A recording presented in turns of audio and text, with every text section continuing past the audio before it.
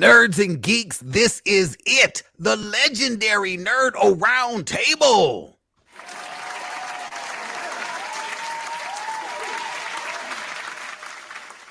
I must give you all fair warning. This episode is about to be spoiled as Oscar's toilet. I'm trying to tell you, this shit's going to be rotten. It's going to be absolutely rotten. We are going all the way in with Spider-Man No Way Home. So I'm telling you now, if you have not seen it, do yourself a favor and listen to this show afterwards, because nothing will be spared.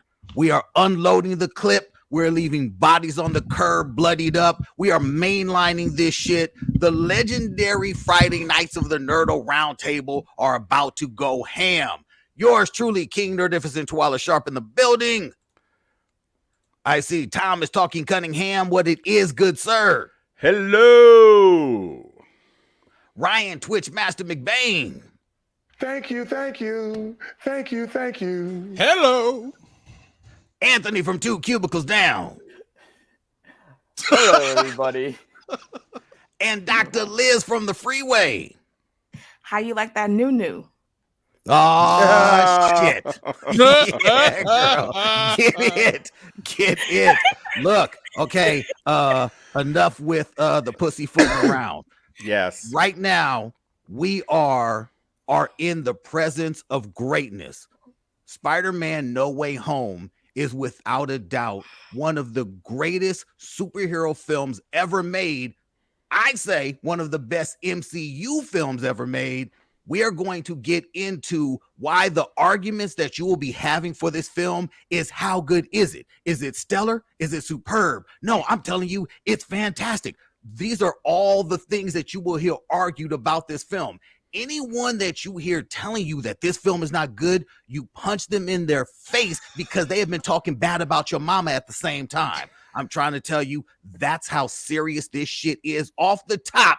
When you start this film and you get into the nitty gritty and you give us Matt Murdock, aka Daredevil, the Daredevil from Netflix, not some, Ralph Boner situation from WandaVision. No, this was real. I lost my mind. I screamed out loud. My audience lost their mind. Damn it. Chills. Tom, take us into your theater.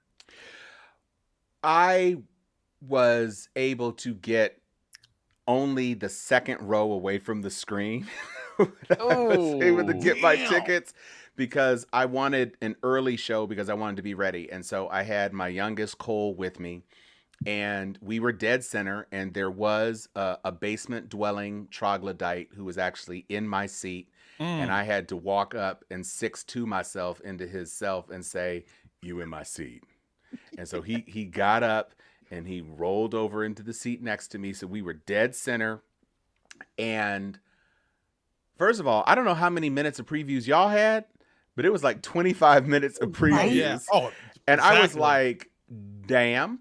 But when my son saw Charlie Cox come onto screen, the entire theater erupted. And I was like, it's Daredevil. We all knew. That wasn't even the big secret. Everybody kind of knew that Daredevil was going to be in it. Plus, we had gotten Kingpin on Hawkeye last week, so we knew that it was possible that Netflix verse would bleed in. But he was so excited. And I was like, I don't even remember him liking Daredevil like that. But he went nuts for it. And the entire audience, it was just, like in that moment in Endgame where Steve says, "Avengers, skunk." Right. Assemble. And the whole audience just went. It was the same thing just for Charlie Cox.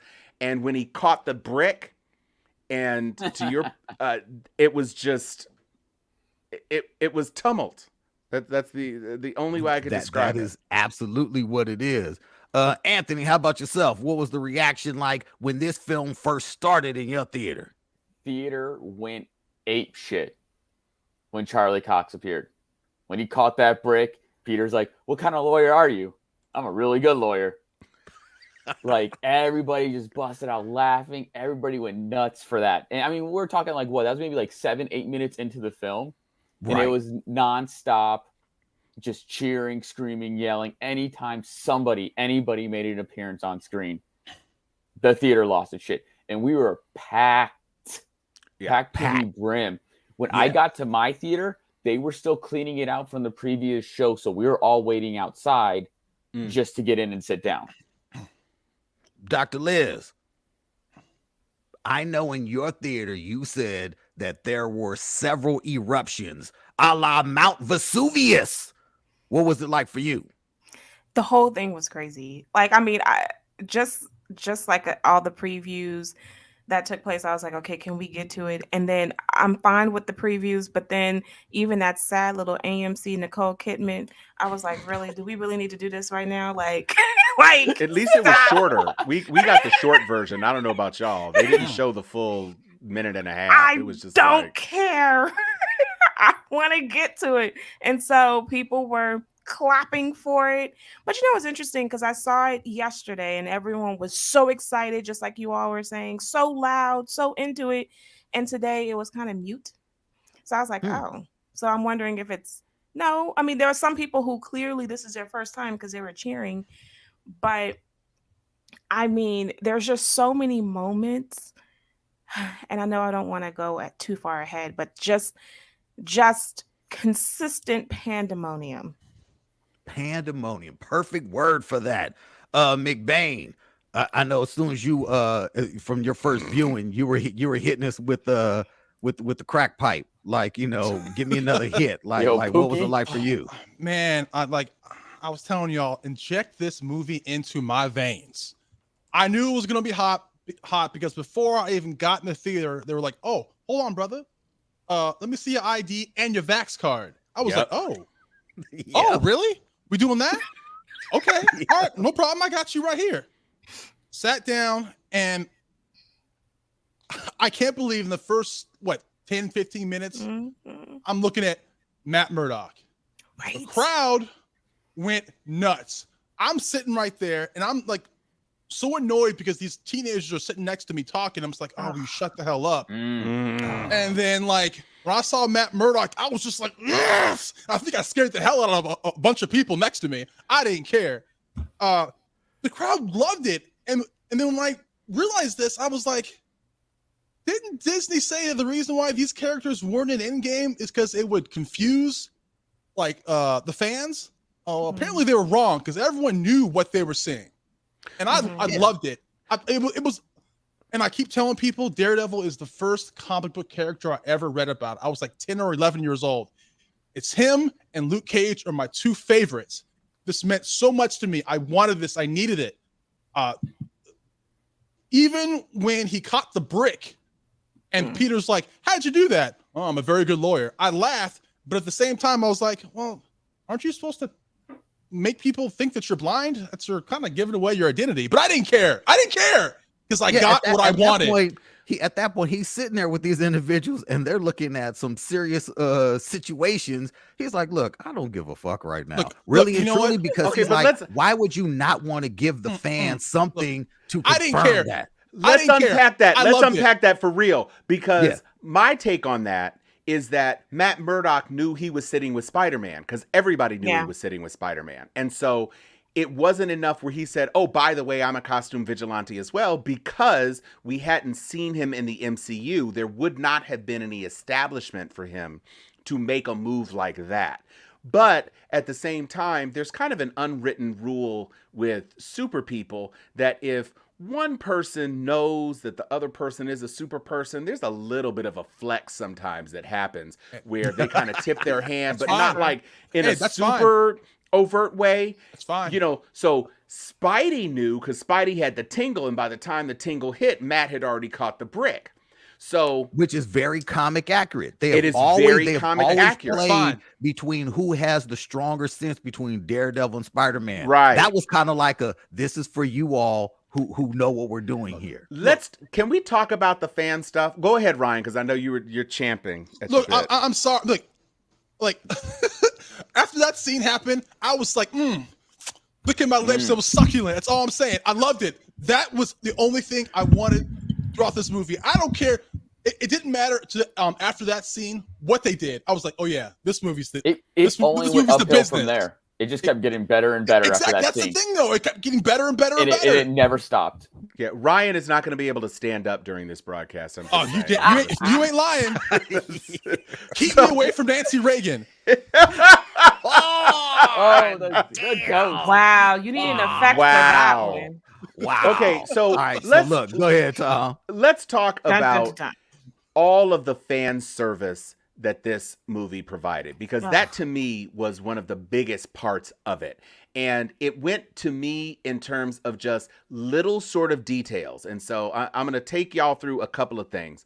First of all, Electro. Now, they knew it would have been ridiculous for him to have a yellow mask with lightning bolts radiating out from it as a star. But what they gave us instead is actual electricity making that mask on Electro.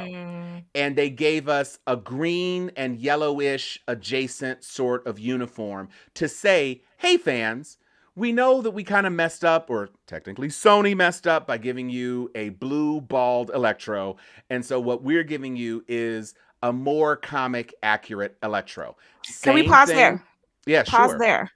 Because they even explain why he's not blue anymore. And so for those people who are still holding on, I don't know why, to the last Spider-Man where he appeared, then you are now understanding why he's this color and not blue, because there's different electricity in this universe. Right. And he loves this power and likes this power. And they gave, Jamie Foxx has been working out. He didn't want to be that comb over dude. And so, he gets his butt ass naked line, which was hilarious. And they very wisely gave Jamie Foxx the heavy lifting to do on the comedic aspect of the villains, because And honestly, they gave him more lines. well, yeah, no, everything about this, but there's so much to unpack. So let's take a look at the Goblin. Oh, now, great costume. The way that they introduced the purple hoodie when he was disguising himself over the original costume, and they broke the mask, and so we didn't have to deal with that crazy mask anymore. Ugh. And then the hoodie For bad maintained editing. its presence. And it was so purple, and it was so obvious that that's what they were doing. It was just like, here's another one. Go on ahead, take that.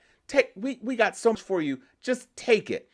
Then you get. Wait, pause Oh, go there ahead. again. Okay, you just missed pause. Come on, pause. I know, right? By the end, the last fighting scene, right? Mm-hmm. His character then, where it's all battered, and I was like, that is such a great costume detail of some of the scenes in the comic books.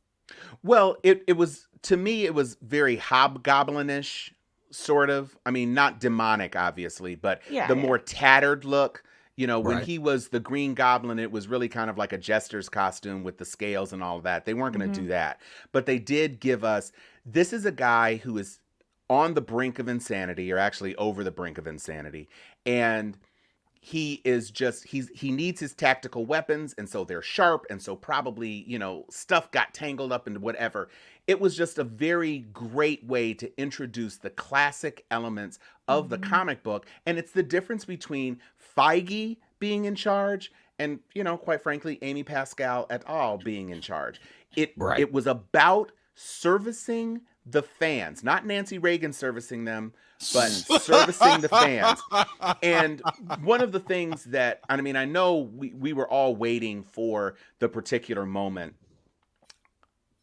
How many of you were surprised at how much screen time Toby and Andrew got? Because I really thought it was going to be more of a cameo, and it was striking to me. Not the third act. They were the whole third act. Yeah, And that's the thing. I'm glad you brought that up, because I was worried that it was going to be like Ghostbusters Afterlife, where while the original cast shows up at the end. But no, these guys, all three Spider-Men, are all together. They all did their entire thing. final The act. beautiful scene where all three of them are swinging in sync. Yes. Oh my and God. then they land at different. I was like, Yeah. this No, it right was- here. This is why everything. I'm with Twala, and I said it. This is my favorite MCU film, and not because there haven't been some great ones. Starting off with Iron Man, a reinvention of the character with a pitch perfect actor.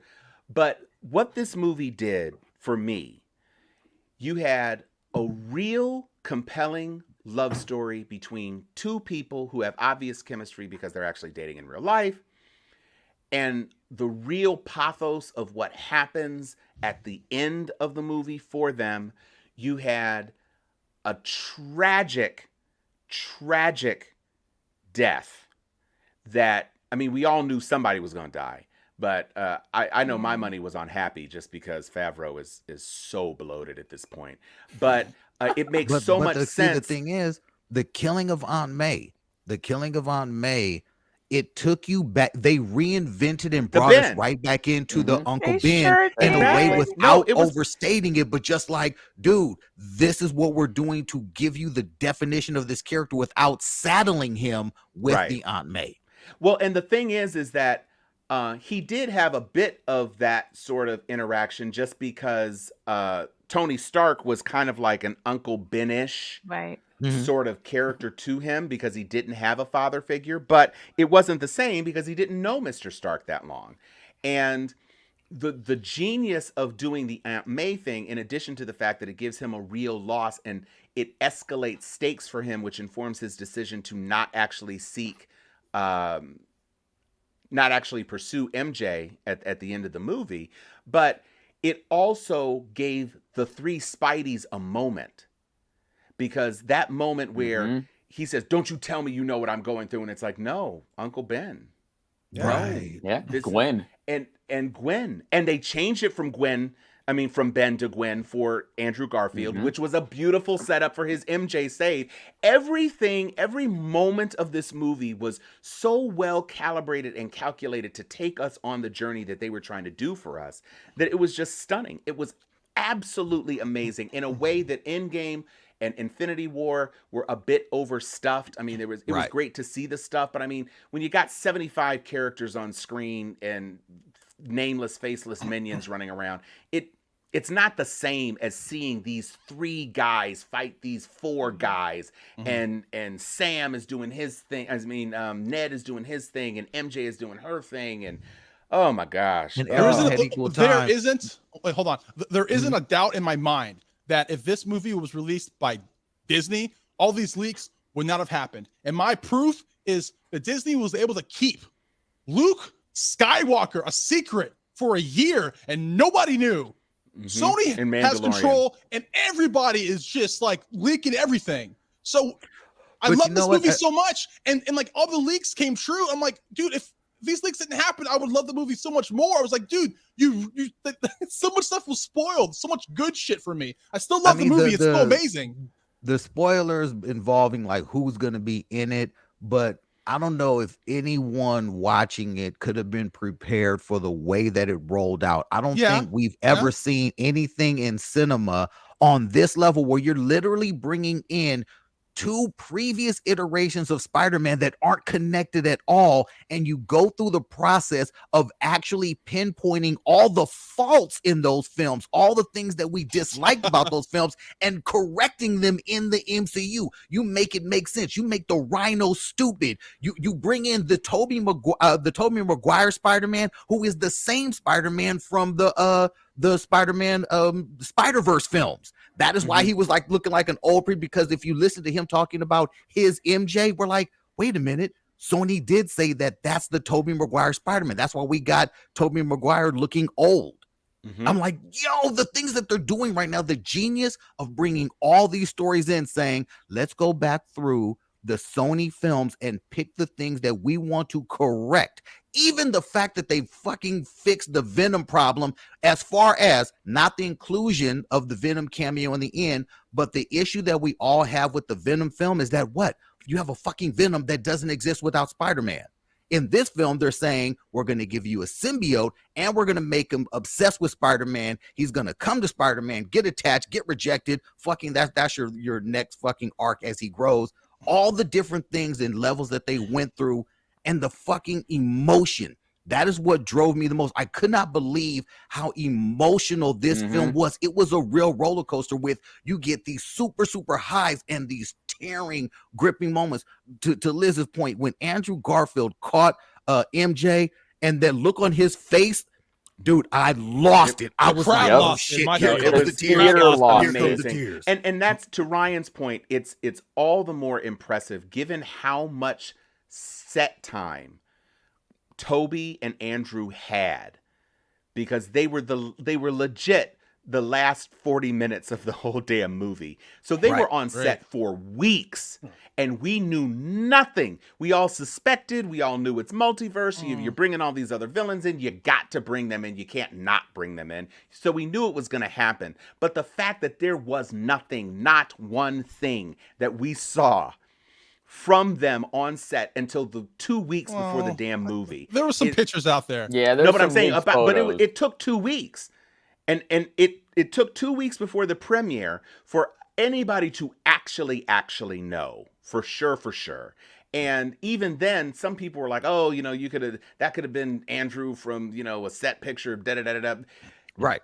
It was for me the moment when Andrew first made an appearance, and because he was shrouded in darkness and because he was fully in a costume, I knew because of the shape of the eyes. I was like, okay, so this is Andrew. But the audience gradually coming into awareness as he stepped through the portal, and then they see that it's obviously not Tom, and then they just start, I didn't know till the last second. And he ripped the thing off, and then of course Toby is a little anticlimactic because he's just Toby. But once we knew what was possible, and to bring them into Ned's grandma's house or whatever, and she's just speaking in Filipino, right? And everything, and then she says, "I'm going to bed." Now, I'm not gonna lie, I was really introduction expecting a Miles Morales. But we get the Miles. We get the mention. Yeah. But I was really waiting for okay, hey, let's give this one more try to find Peter. And I thought it would be. I thought we might see a snatch of Miles in the sky when Strange says they're coming through and I can't stop them. I was looking for all those glowing figures. The only silhouette I saw was of a rhino, and that was it. That was the only one I could make out. I saw rhino, and I saw a scorpion, like a fully realized scorpion in when the second time they went back. I was like, oh hey, there's scorpion. But then now I got to get it on tape so I could just pause those things. But yes. Did he say on tape? I'm looking at you, Tom. On tape. No, you're not looking at anyone. Shit. I'm sorry. What were you saying? Nothing. So what I'm saying is this film, when you get into all of the nuanced ways that they address the things happening in the moment, like even to your point, Tom, when Tobey Maguire Spider-Man steps through and he's like, yo, do you look like a youth pastor? Like, don't you need to change? He's like, oh my God. I got my costume right underneath my thing. Those little things, I'm like, dude, this is genius writing. You guys aren't gonna let us go home and say, what was that about? I think the best of his whole dialogue was when they're on the Statue of Liberty and it's Andrew Garfield has that monologue moment where he's just spewing everything out like, hey man, I've always wanted, two brothers. And you're feeling the sense like, hey, you got your 3 films, and I only got mine 2. And it kind of feels like this is his moment to shine for his 3rd film. And you feel that when he's talking to them about everything that's been going on. Some of the best parts of this movie is when all 3 Spider-Men are geeking out over each other. You can do that. Right. You can do that. Yes. Yeah. Why do you have especially over Toby's web? Toby's organic webs was everything. Organic webs, that was hilarious. Look, for Tom Holland to say, does it only come out of your wrist? Yeah, I was like, oh, what's going on here? Everything about this movie, just even from the perspective of showing Aunt May curving the fuck out of Happy, who is so far below her in terms of she's like, it was a fling shutting the door. And it was just every little bit, all of the teeny weeny little details, the way J. Jonah Jameson was first in kind of like a basement with a green screen, and then after he hits, all of a sudden he's got now a studio deal where he's got the animated backgrounds and everything else for real on set. He's transforming himself into a real force. The way we had Wong as the Sorcerer Supreme because Doctor Strange had been That was blipped. hilarious. And he was blipped. That shit is funny. And one of the things that I thought was really awesome about the way that they teased us in the teaser, only to flip it on its head, you were made to believe that the spell completely failed and that people were coming through just higgledy-piggledy when you saw the trailer. But then when you're in the movie and you realize, no, we had to constrain it because there would be too many people coming through. And so I was able to contain it, and we kept it to the 7 or 8 people that slipped through the cracks. And only at the end, when Green Goblin does his thing, is there a real threat of incursions from all across the multiverse. It was, so smart. One character I was mad, I wanted to see, when they say, like, okay, people that are coming for Spider-Man, was J.K. Simmons, J. Jonah Jameson from Sam Raimi. Oh, with hair? With hair and everything. Have him show up and have him be like, you know, to J.K. Simmons for this one, be like, who the hell are you? And the two of them basically like, you know, a J. Jonah Jameson it out. That would have been hilarious. I like to think if the TVA was around, like a lot of this mess wouldn't have happened. That's why I kind of think it's kind of loosely connected to Loki. That's just my opinion. Can I say did anybody see the Daily Bugle? You know, it has a fake blog. It also has a hotline number you can call. Yeah. But while this film was ramping up, you had them posting stories about these dudes and just hating on vigilantes and all that. Yeah, it was really, really dope. I was really intrigued by, and of course, J. Jonah Jameson was whipping everybody into a frenzy. I was really intrigued by the idea that basically half the world was against Spider-Man and half the world was sticking by him, given what he had done and sacrificed in his previous movies and also his other adventures with the Avengers. It was surprising to me that an unknown quantity like Quentin Beck, who in the overall scheme of things actually didn't do anything, was getting so much respectability against Spider-Man. He's the one who saved everybody in the blip, you know, and so it's like, how can you all of a sudden take the word out of this person? And to go back to Quentin Beck, his picture was plastered all over the world, and still nobody's going to identify him as a former Stark employee. Not one person. They're still selling the fact. Well, he said he came from a different universe. That's why. That's why. No, but what Anthony's saying is that there were other Stark employees who knew him before he was fired. It's not like every single Stark employee who knew him left with him to become a part of the team. There were some people who must have stayed around.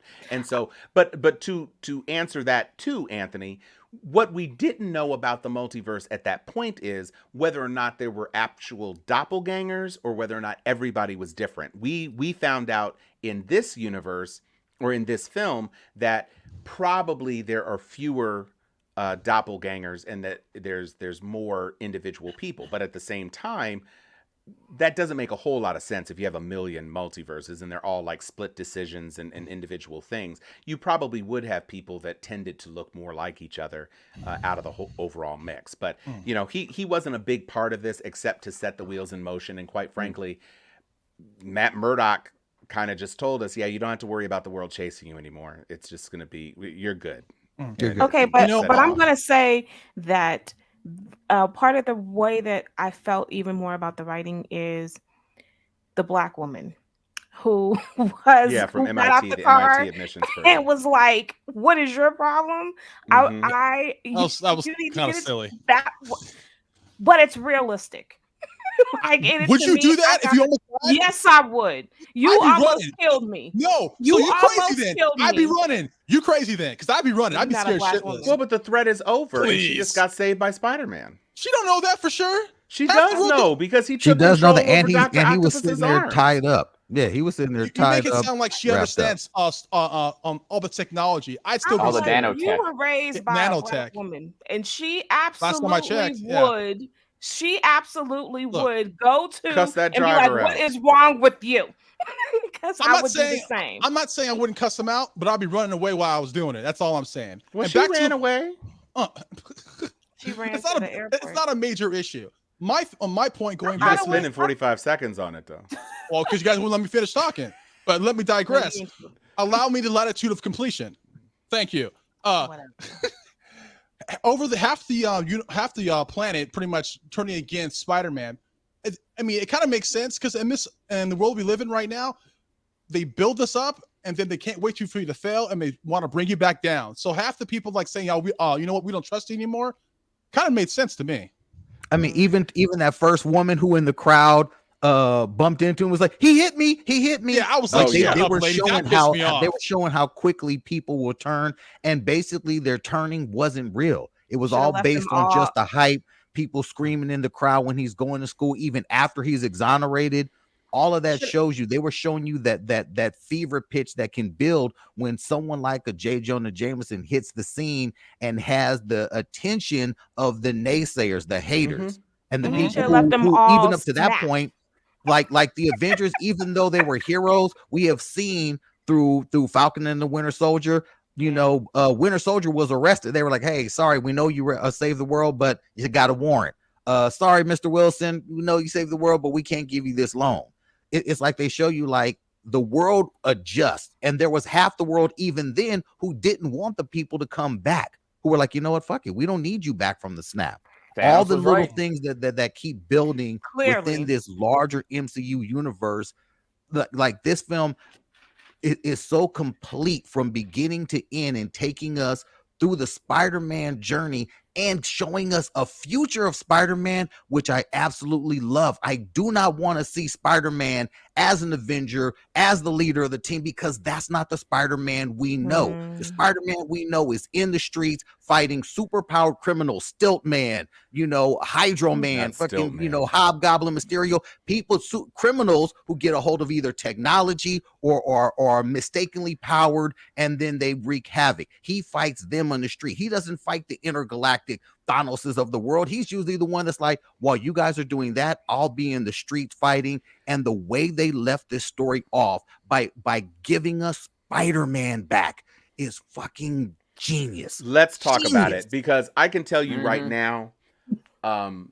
Tom Holland, I think, has done a remarkable job. First of all, he looks age appropriate in a way that Tobey Maguire never did. Andrew Garfield perhaps a little bit more, but he looks high school appropriate. And the thing that took me out of him as an engaging character was all of the Iron Spider armor animation. When he first armors up, and it's like, bro, and by the end, when they show him with that sewing machine, and it's the bright blue, not bright these blue. dark, pitched low navies and almost and black. What was his costume was black and red. He's back to his roots, and it's a bright, shiny, sunny, young, youthful, energetic Spider-Man swinging through the streets, and they showed, some amazing flips and stuff and all of that. But he's also matured. So he's not a kid who is concerned about a girlfriend, not a kid who's concerned about building Lego Death Stars with his boy Ned and chilling with May. He realizes that there are real stakes, and he has to make the extraordinarily tough choice of leaving behind the love of his life, who loves him and wants to love him, didn't want to have her memory erased. But it had to happen, and he saw that Band-Aid on her head and realized, I can't do it. I've got to leave it all behind. And that, to me, what they did, transforming it just as the coda to an already amazing film, to strip all of the Stark technology away because now there's nobody to support it because Stark is under indictment and investigation, and we don't know where Pepper is, but she's still mourning perhaps. And then, and Happy has been arrested at least once, and da-da-da-da-da. They took him back to being, like you said, the friendly neighborhood Spider-Man. And it was so deftly done and so perfectly done. It was beautiful. It was absolutely stunning. It was simply amazing. This movie pleased See what I did there? everybody. Yeah, This movie pleased everybody, even the people that are like, "That's not my Spider-Man." Why does he have all this tech? There's no complaints. No. I mean, like, Well, hold it's on. perfect. Pump your brakes. Oh shit. Okay, here we go. Give me a complaint. Go Anthony. ahead, go. It was a forgetting spell, not an erasing spell. Okay. So we still have Flash's book is out there. We still have the shrine is out there. It didn't get erased. They just got forgotten. Well, No. The thing about it is that spell, you cannot have a spell that erases Peter Parker's association with being Spider-Man. All of that would have to go away. The spell got rid of all of that. So the shrine to Spider-Man, yes, that can exist because Spider-Man did probably save them on the Clash trip and save them when they were on sabbatical or whatever. But their association with Peter Parker is gone. So everything connected to him also has to be gone. You could have made this film 3 hours to show all those things erased, but you have to assume that if he's walking into a coffee shop with MJ, she would still say, "Hey, aren't you the dude that went to my school who's Spider-Man?" No, but it doesn't that did. So none of that exists just anymore. A forgetting spell. He even okay, but says wait, it. but here's an answer, Anthony. If you don't know who Peter Parker is, and there's just that one picture, because most of the shrine was costumes and stuff like that. Flash's maybe book. that's No, there's pictures. Hold of on, Peter. I got an answer for the Flash book bullshit. Maybe that's just a kid that Spider-Man saved, because nobody knows who he is. So you don't know who that is in the shrine. It's just one of the countless people that Spider-Man saved at one point, and nobody has any context for it. As far as Flash's book is concerned, all of us, because we're all in various pieces media related, there is no way Flash had a printed book a week after the fucking reveal of Spider-Man. To me, that was Flash positioning himself, trying to front, trying to whatever. Anybody can print a goddamn book cover. But there is no way he wrote and edited a goddamn book, pitched it to a publisher. They went through the process of vetting it, went through the process of editing it, and got it into hardcover press in a week. So I'm going with we never saw any other evidence of that book being anything. But she was reading hype. It's bullshit. There was no reading book. No, but she was reading the book. I don't know what was in the book, but she did read the book. Mm-hmm. She was reading it on the way to the airport. Look, the way I understood it is this. Oh no, that's the thing he handed her though. That was the copy he handed her. It's not like she picked it up from Barnes and Noble. Anything that might give away or would give away a Peter Parker's secret identity is gone. That's the way I understood how the spell worked. So I mean, it is magic. I'm good with it. It's magic. It's pretty simple. It's to the point where it's to the point where look at it. Even when he shows up to May's funeral site or to her gravestone, right? There is no recognition of her ever having a nephew. Happy didn't look and say, "Hey, yeah, aren't you May's nephew?" No, there's no connection. He has totally forgotten who this kid is. To look at him is like, I don't even know who you are. There's no familiarity, and I know it's too deep to go into the connection between how the spell was cast in the comic book, but that is essentially how it was. After Peter Parker revealed himself standing next to Iron Man, during or after Civil War, and he made him an official Avenger, and his whole world turned to shit. And he went to Doctor Strange, who was influenced by Mephisto, to say, "Please remove my fucking identity from the world." No one, even if you saw him, you would never say, hey, people who knew him his whole life could never even say, like, man, who the hell is Spider-Man? And he would just be like, I don't know who that dude is. Now, I do think that Mephisto is influenced here. I think I'm standing with Ryan on this one, because it makes even more sense into the after credit scene in how, the consequences of this, and then going to Wanda to say that I need help makes even more sense into this. Well, no, okay, so let's not just gloss over that. The after credit scene, which is officially the Doctor Strange trailer, right? Which is a direct spinoff from this film, so much so that they start the trailer off with The Yeah. events and the things that you did in No Way Home are directly affecting and fucking up your world. Mordo's here to kick your ass. We talking about Mordo's hair? Tom has been Mordo's calling thick for ass this villain for the longest. Predator braids. Yeah, Oh, I yeah, saw that the shit. Predator braids. That shit was great. Looking like Latrell Sprewell. Bro, he spent some time in that chair. He's sitting in that chair at the barbershop I was getting glad done. to see Pretty him. well. I've been sitting here Look. waiting to see him for what? How long has it been? Well, and the 3 years, interesting maybe? thing 2 is years? that they It's been set longer him than that. up. They set him Seems up like to it. be the villain Mhm. of whatever Yep. the next Doctor Strange movie was going to be.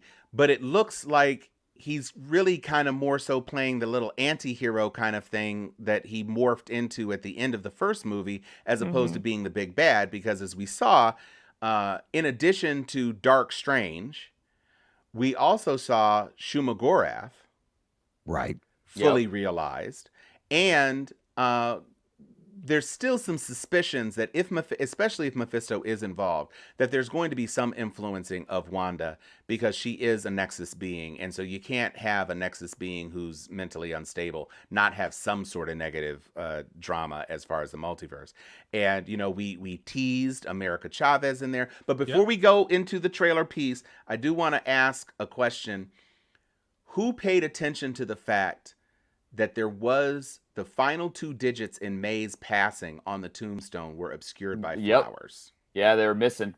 That year was missing. They did not put us solidly in a year, because we know that it was 5 years later, and now it's probably 8 months later. But they covered it. Well, They did the same thing with Nick Fury and Winter Soldier. When you're looking at his fake tombstone, you don't see some of the digits. So they did the exact same thing. Well, this one takes place right before Hawkeye, because remember, Florence Pugh says, I want to go see the redone Statue of Liberty.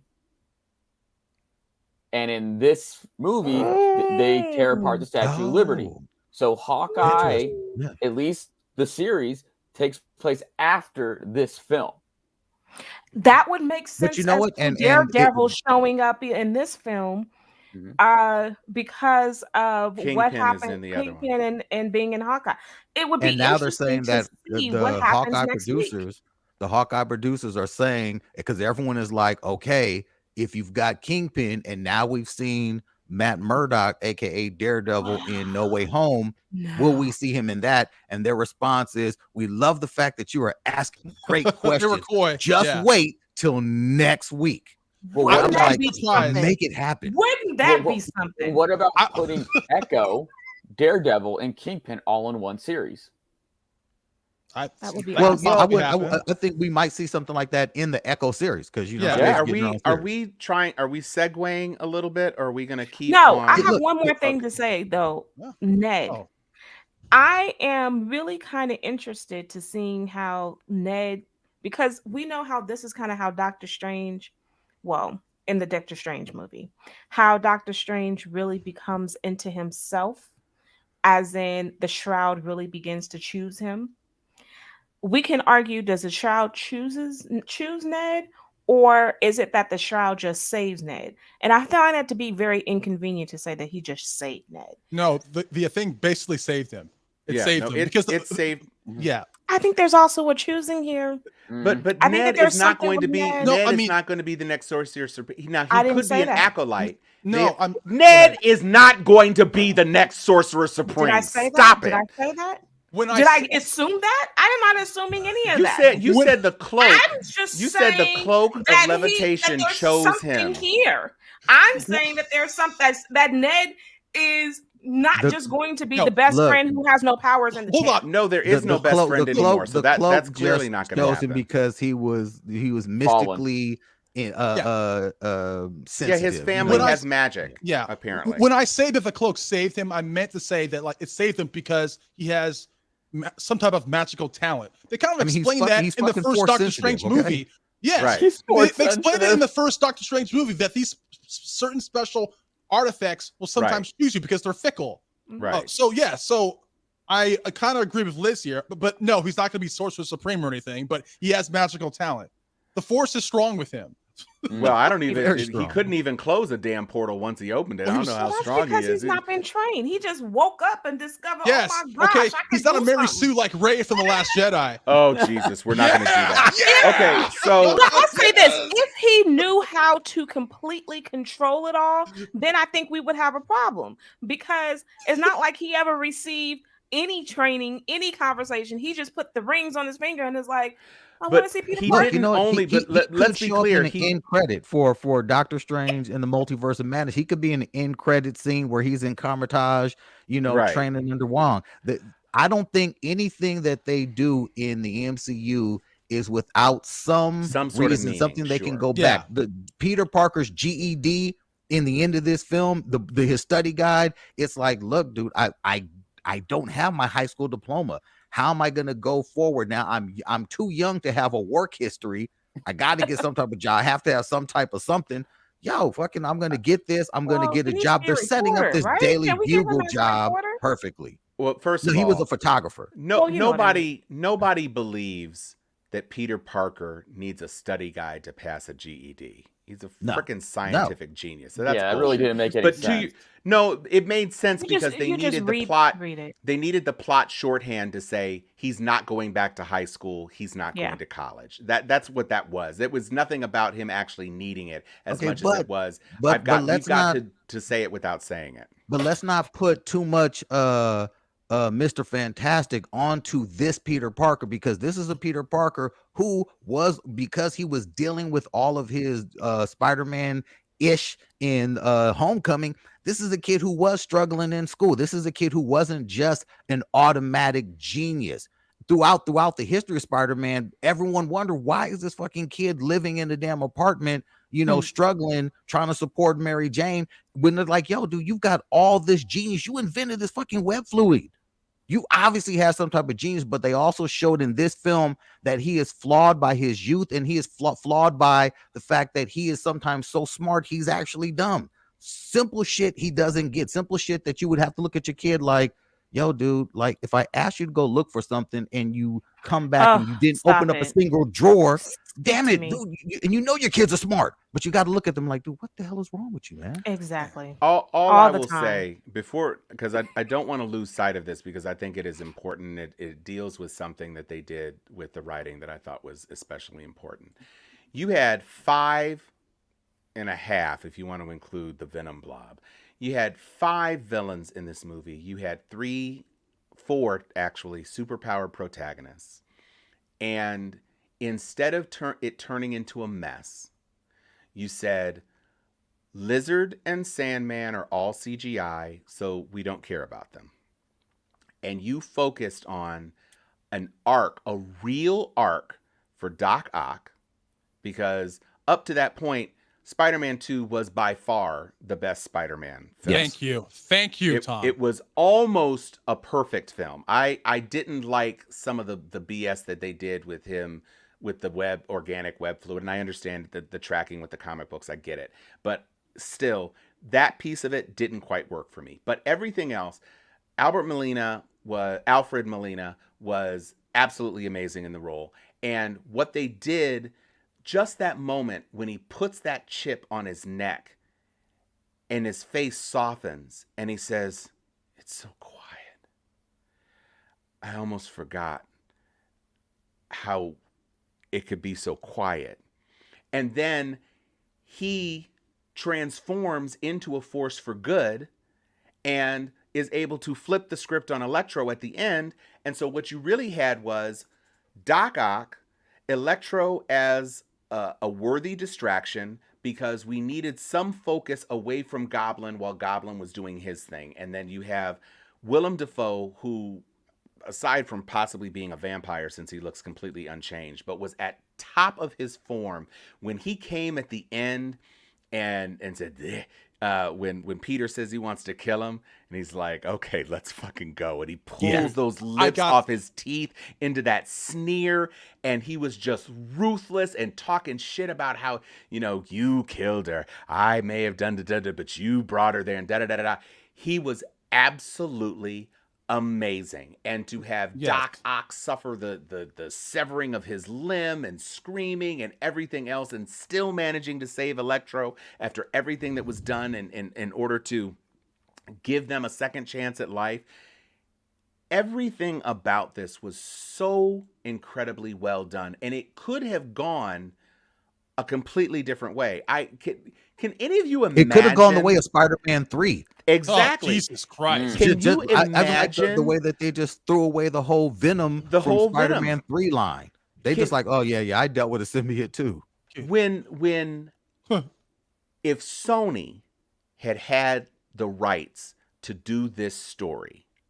Now, the animation wing did a great job with Into the Spider-Verse. And I think as far as multiple Spideys and stuff, and just the cartoonish elements of it and everything that they were able to do because it was animated and it wasn't And live the action. soundtrack. The soundtrack was awesome. I was almost hoping that there was going to be that same animated Miles that we saw, just to indicate that there was another segment of the Spider-Verse that was actually been good. animated, which would have been awesome. But what they did, even at the end with Venom, and I know that there's been some controversy, and we've had some theories about how in the hell that little piece of Venom was able to stay behind, and I do have some thoughts about that. But just to say, Feige says we are not having Tom Hardy's bullshit ass and with that fucked up, worthless, shitty Venom in the MCU. With no Jesus. cell phone. You got to give us our own Venom, and we're going to do it the way it needs to be done. And Amy, what possibly could Amy say? You're and so totally they did right. it. And at the end of the he day, fixed it. the one problem that I see for Marvel is that Tom Holland is hands down the heart and soul of the MCU now. And they do not Right. control the character. And Amy Pascal is never going to give that damn character up because she knows that it's the keys to the kingdom. Not because of Morbius, not because of anything else, because Tom Holland is Spider-Man now. And if she can wheedle another 3 movies of Tom Holland as Spider-Man, because he is young enough to do it, Yep. and looks young enough to do it, then she knows that's a multi-billion-dollar franchise. And the fact Wong. that this film, Let's even talk about off the Wong. top this weekend is looking at making some 250 Easily. million over Oh, 4 days without trying. It's Not even without nuts. even trying. It's This film nuts. will be the first billion-dollar film, if it stays the way it's going to be. Because here's the thing, the praise for this film is so over the top. There is not going to be any drop off. There's nothing else dropping. Let me tell this you even. before the end I haven't of met the year. Yes, anybody. there is. Well, Yes, there's there is. Matrix. The There's Matrix. Revolution. No, Now, yeah, what's so Matrix is fascinating- I'm all watching at this home film. though, so I mean, No, yeah, but what's Yeah. so fascinating about the Matrix is that it's not even playing in Dolby. And No, I it's not. find that to be very, very, it's interesting that because clearly they're saving Dolby for Spider-Man. Oh, yeah. But I find it to be really interesting because it's the freaking Matrix. And No, you but don't look. have one, I know that, but I'm just saying you don't even have one show in a premium kind of setting. It's only Liz, IMAX. it's only or- running in IMAX for a limited time. Right? Yeah. Other than that, it's It on your only home gets TV. limited time. In the theater that we went to near Utah over in Porter Ranch, Yeah. every single theater was showing Spider-Man. Yeah. That's how serious this is. The last time we saw theaters getting sold out like this with one film was Endgame. Yeah. This is how much they're putting on this film. This film will save the damn cinema for Yeah. the year. One film. And did you see AMC stock? of course. Right. Like mean, today, yes. it was crazy. I have to By say the way- this. Well, I have to say this, and I'll stop. There's very few times when I'm watching a comic book movie or movies in general, actually, when someone's saying something in anger, and I'm like, and I feel it. When Peter Parker said, "I'm going to kill you," the last time I felt that something like that was when Wanda confronted Thanos, and she was like, "Oh, Ugh. you will. You took everything Or, from me." It was so That was good. amazing. Let's just go over that fight scene. Like When he was swinging to kill him. Oh, Yeah. He had was punching dynamite the in his dog hand. shit out of his He ass. was But when- swinging for the fences. I felt all those punches. I was so behind him. He wanted to kill him to the point where the other Spider-Men were like, "Yo, man, Homeboy tripping. But when Toby stopped him and just the two of them staring at each other, it was just such a good moment. And I knew he was about to get shanked. I knew it was going to happen. Oh yeah, but, clearly. But I was like, it didn't matter to me because I was like, all I could think was like, you better not kill this motherfucker. Do not kill him. So let's be clear.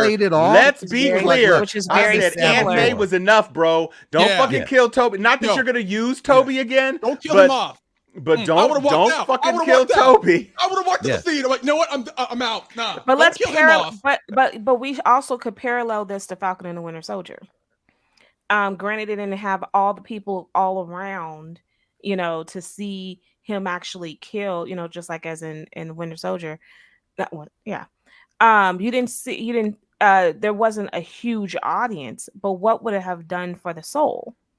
I mean, and that's rooting for him to kill him. I'm not gonna lie. But think about the wise choice. Done. Yeah. But the wise choice was because Andrew Garfield telegraphed it by a mile. He said, "Don't become bitter like me." Yeah. And he says what he does. Again, Andrew had two huge moments in this. One, saving MJ. And then second, tossing the cure. Yes. Right. And that was his redemption. Two pieces of redemption where he said, I know, bro, I absolutely get what you're doing, but you can't do it. You can't walk through that door. No. That scene where they tossed the cure all the way to the sand, to Toby with the Sandman. I was like, this is so good.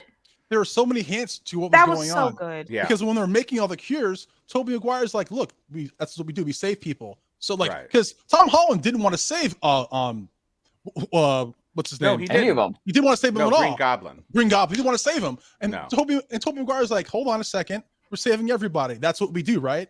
Right. I mean, they were leading to that moment. It was great. The end of this and May's like, no. Aunt May was like, no, we save them. They come here for help, and we save them. You can't turn this Spider-Man with the way they left him off. You can't turn him into a dark Avenger. You can't turn him into a hero who does not care about lives. Like this is a Spider-Man who is a true hero in every sense of the word. I mean, like the resolve in the end. I love even Jamie Foxx when Andrew Garfield's Spider-Man, came up to him and was like, Max, you all right? He said, yeah, man, I'm all tapped out, man. I'm all tapped out. That conversation right there, all the resolves for the villains to me were so good to see. Marvel has a habit, and they've killed off a lot of villains. That's like, how the fuck are you killing these villains off? What are you doing? This is a film that I walked out of feeling, wow, that was a superhero film in every sense of the word. If they would have died, if he would have even died accidentally, I'd have been pissed off. Long, don't you? You know why? Because the man is everywhere. It's like, well, he's got a portal and he didn't get blipped away. He's got a portal. I know, but I'm just saying, like, I'd be everywhere too if I could just. He's in every movie, right? Somewhere new.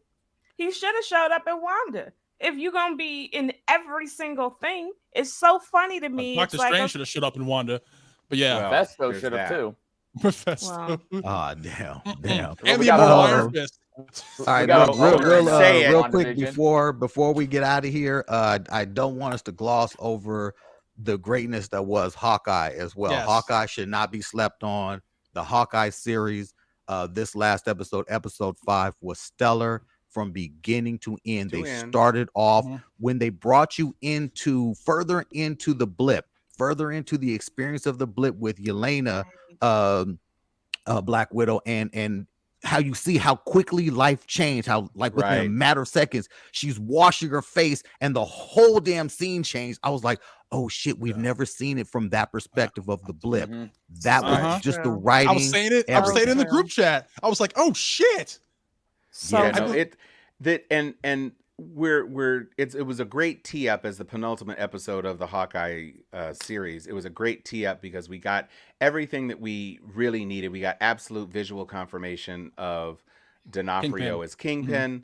I don't know what they're doing with Duquesne. I don't know how they're going to wrap that up. It doesn't seem like he's actually going to be introduced as the swordsman, even though he's got all of the tropes of it. And of course they're kind of positioning Mama as a bit of not the big bad, big bad adjacent. Mhm.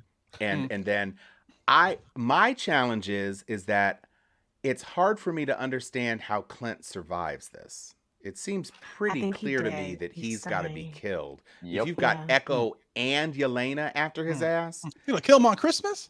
Damn. I'm just saying Or Kwanzaa? he had that conversation with his wife in this Who in her this knowledge episode. of the world is Oh, yeah. insane. I love it. His Right. wife is amazing. No, she's Look, she's on some look. You Oracle don't need shit. permission from me. I was like, give me when someone says, "Yo, I'm a ride or die chick," you Right. need to be like Clint Like Barton's some wife. kind of Mm. He's I like, just go wanna get say it this. done.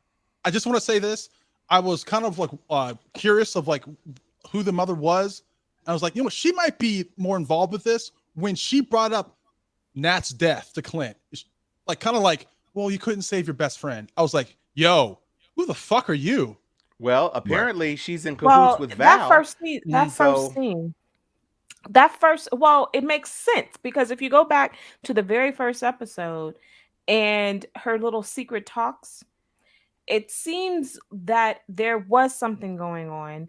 And the fact that she is a security company, Mhm. just the security company alone, I'm not saying that security is a shady business, but it is a shady business. Her business looks And shady though. it looks Her so business looks super shady. shady. And the name is Bishops, and she be making moves. Okay. Okay. But All right. honestly, wait. But on some real tip, it looks to me like Phase 4 is the phase of the bad bitches, because you got Wanda as basically this incredibly strong character. You've got America Chavez being introduced. You've got She-Hulk being introduced. You've got Captain Marvel still waiting in the wings. Miss Marvel. Ms. Marvel also. And Riri. Don't forget Riri. And Riri. And you've got now Power Broker, who's Right. still on the chessboard. Yep. And you've got Shang-Chi's Riri. sister, who's Mhm. still on the chessboard. And don't forget the widows. And now you've got Mama Bishop. Dora Milaje. And Dora shit, Milaje. you've got Jane Foster as Thor. Mhm. Right. Phase Right. 4 is all about the bad bitches. Well, the and don't boss forget bitches. Sylvie. Don't forget Sylvie. Oh, Sylvie. And Yeah. Sylvie. It's And then what's her look, name? look, Wasp. let- Yeah, let Wasp 'em too. shine. I mean, Wasp. Well, and not to they going mention all Kate in. Bishop, hello, and Yeah. Stature's coming. I mean, this Echo. is Yeah. Echo too. I mean, this is pretty incredible. I mean, it's a complete Beautiful. transformation of what the first set of The male movies as far as dominant. the testosterone, Yeah. you Right. know, White fest. man. Yes, absolutely. This is all about Hell, women this Eternals time. too. Wait a minute. The Yeah. Eternals, like all of them, just the between Athena. Jolie's character Sprite. and Gemma Chan's Yeah, character. It's Athena. like, yo, Well, Athena Sprite's and Sprite's what's her depowered name? now, Like, right? come on. Yeah, she's too She's powered. Right, depowered. it's powered. Yeah. Yeah. Now. Right, but you still got Cersei. So Yeah. Cersei's a bad bitch, and you got Athena. And That's it. Those are and Sprite. Those are the only. Well, and then well, what's yeah. her What's name? Ajax? I mean, look, was to killed. that point, Ajax. there's a lot that's about to be happening surrounding women running things in phase 4. That's a great catch there, Tom. And a lot of women have been introduced as villains as well. Look, this and wait a minute, and we can't forget Yelena either.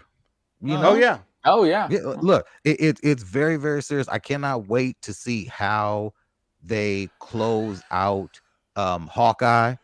And then we've got now they're talking about if you thought you were ready for Book of Boba Fett, you're not ready at all.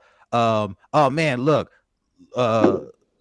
never too late to get some Mo Kelly in this. Mo, welcome to the building. How you doing, sir? Man, I'm just off a plane, rip racing, coming from Dallas. Now I'm in the city of San Jose / Santa Cruz, somewhere in California. All I can say is, yes.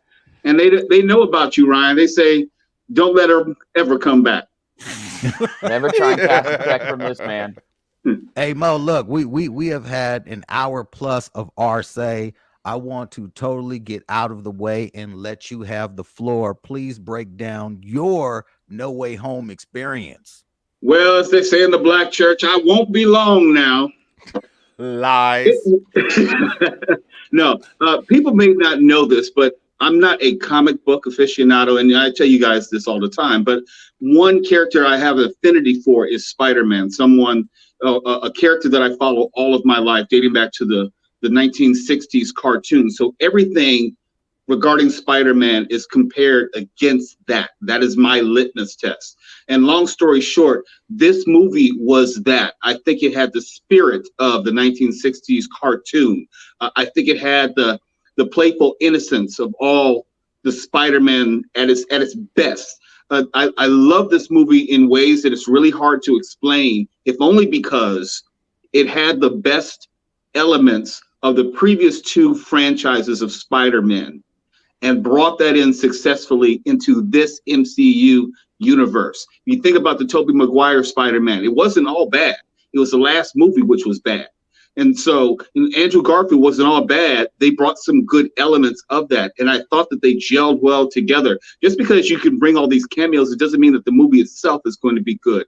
I loved it from beginning to end. There were no lulls in the storyline. The story made sense. It made sense how they brought everyone in. It made sense, the motivation for Peter Parker. They all said, what? The motivation for Tom Holland to want to save these individuals. That was something that we hadn't seen before. It's one thing to want to save the neighborhood. It's another thing to want to save the quote unquote bad guys. And it made sense ultimately. And yeah, and there were some cliches as far as, okay, we teach you something, you taught us something.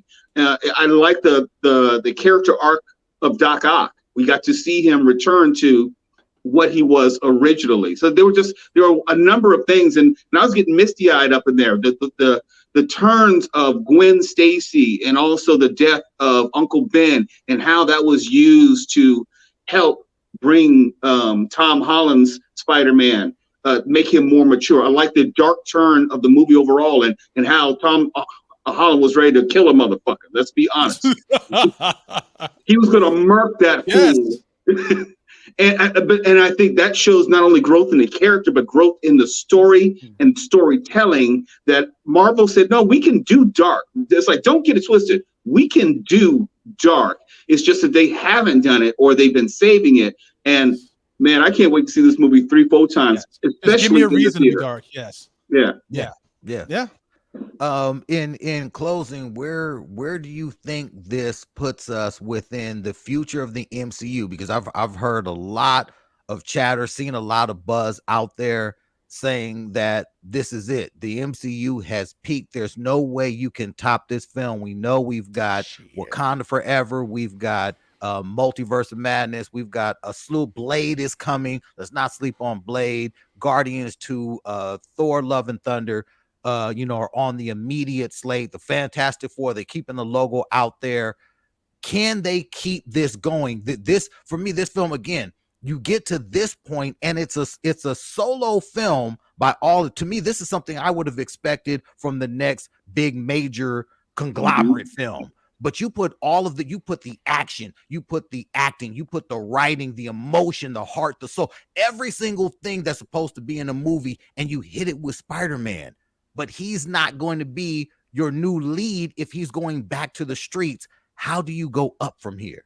Well, it's real simple. Spider-Man may not be the focal point going forward, but Marvel, if anything, has taught us and shown us, more importantly, that they will leave nothing on the table. In other words, all options are available to the story writers and the creators. And if you think you have a what if universe, I call it about just imagine universe. Just imagine if they use all the tools which are available, all the storylines which are available, all the characters now which are available. And they're saying, yeah, let's go ahead and put them in a movie. It's like, fuck it. No, let's put Matt Murdock in this movie. First 10, 15 minutes, not dance around it. Let them sit down there, actually show some of his daredevil skills as opposed to some of these vague illusions or these deep Easter egg hunt dives or something on the wall we had to use a freeze frame for. No, they're actually giving us the direct connections to all these characters. Like, wait a minute, we didn't like the Netflix universe, but you know what? We're going to take 2 or 3 of those characters and bring them into the MCU. Why? Because our fans have been asking for it. And when you have a creative force like Kevin Feige, who understands that and is willing to give the people literally what they want, then the sky's the limit. Your question was asking about Spider-Man. Well, Spider-Man may not be the focal point, but shit, if my eyes didn't deceive me, it seemed like they took a page out of What If and used the dark Doctor Strange to tell us what's getting ready to happen in the multiverse of madness. And everything that they've used at this point from WandaVision on down has mattered. They've wasted nothing. And they're rewarding us for having watched all those series. When Doctor Strange comes in the trailer and says, hey, Wanda, she says, are you here about? No, I'm not here about that. Harking directly back to WandaVision. It's telling you all those stories matter and served as the predicate for what's getting ready to happen. So no, I think the sky is the limit, and I think there are even more surprises out there. If they're going to give us I would say the easy stuff like Kingpin and Daredevil, then who knows what they're going to do big picture, because they know they have to build upon the excess of the previous Avenger movies. They have to meet that level of expectation. So until they prove me, until they disappoint me, I have no reason to bet against them. Mm-hmm. And to piggyback off that, let's be clear. Even though the big tentpole films were epics that carried us into, with this ongoing momentum into what ultimately culminated in Infinity War and Endgame, it's not like every film was a blockbuster. I mean, they were all very wildly profitable, but in between Avengers, you had some sequel solo movies that didn't do so great, whatever. You had Ant-Man that kind of underperformed. Yeah. Ant-Man and the Wasp was not exactly a barn burner. But what this movie did for the end of this year, it had two functions. One, right the ship from the three previous kind of sort of whatevers. I mean, the two previous, because Eternals, Eternals is probably a bomb. But you gave us basically a Civil War level movie. It wasn't a culminating movie, but because of the cast that you had, the number of characters you had, it was a lot better than just a solo focused movie. And what you were doing is you were taking what Loki set up, you now gave us multiverse, and now you're teeing up Multiverse of Madness, where you're introducing another, what we think is going to be a pivotal character with America Chavez. You've got Dark Strange, you've got Shuma Gorath, you've got the return of Baron Mordo, and because it's multiverse, you're going to have other sorts of things going on. And so this is the movie that to me has given me faith that Feige actually does have a plan. Because when I was looking at some of these other movies and I saw the performance of these, Shang-Chi was fine. I enjoyed it. I really liked the movie, blah, blah, blah. Black Widow I enjoyed. But it didn't seem to be setting anything up. This movie says, I see how Loki opened the door, and now we are here, and now we're going to Multiverse of Madness, and Multiverse of Madness obviously is going to have a tie into Kang because we've already set that up because of Loki.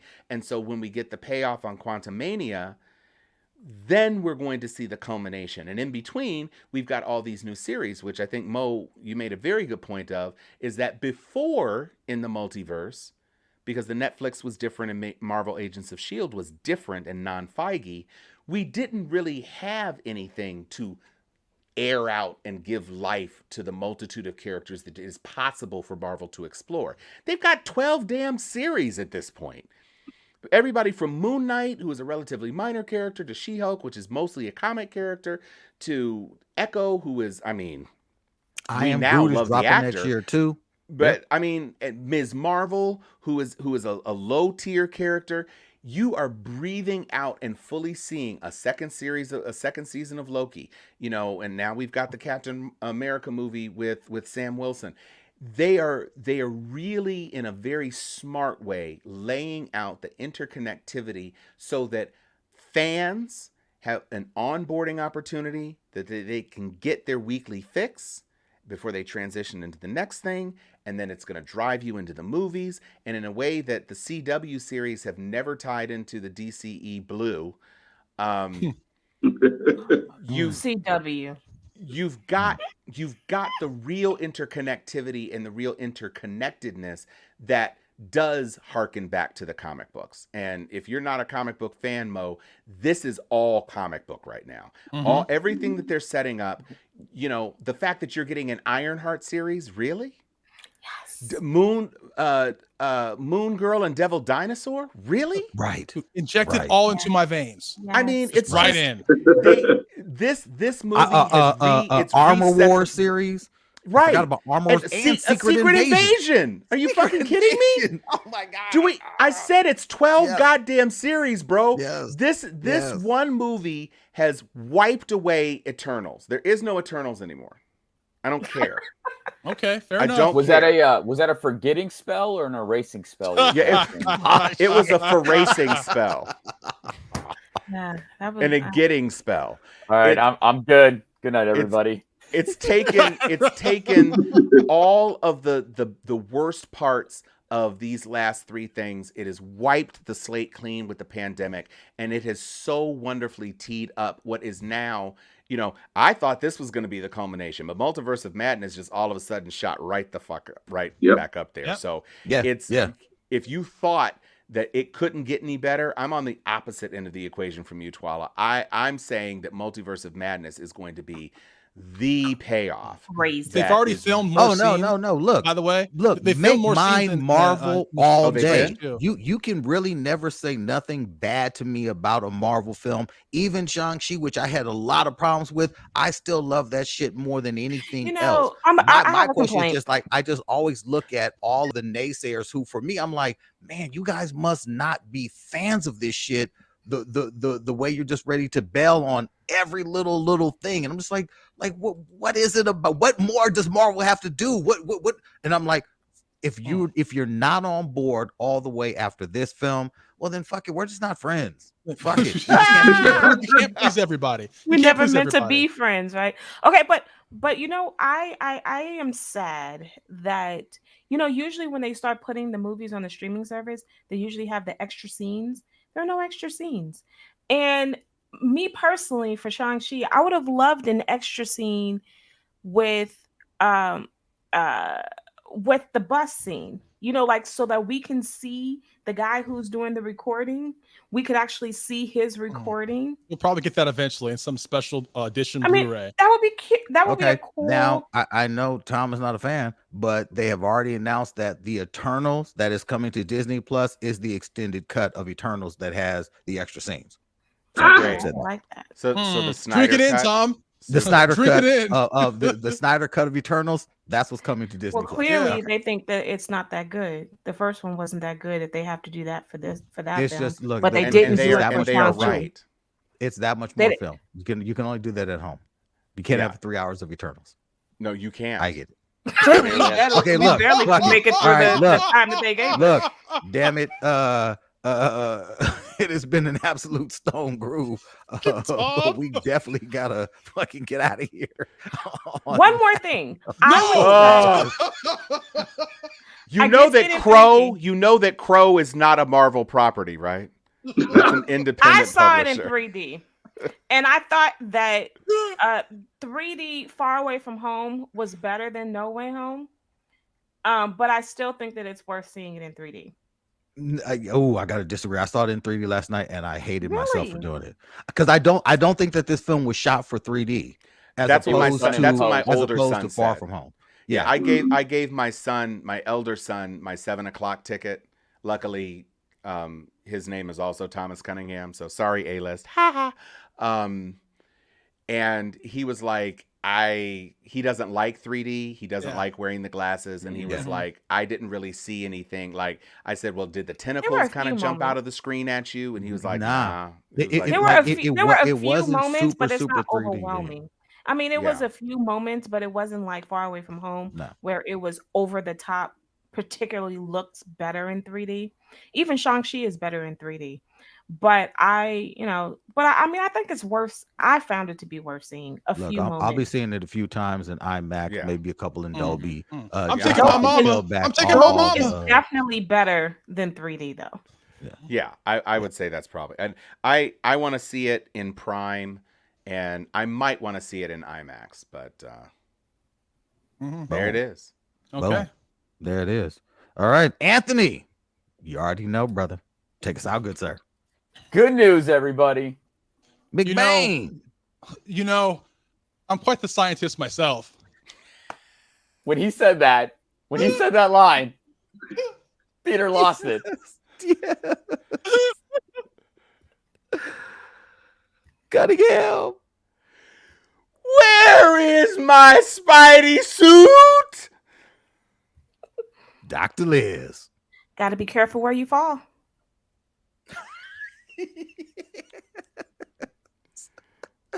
Bo Kelly. I'm Peter 1, he's Peter 2, and he's Peter 3. I love it all. Excelsior. Yeah.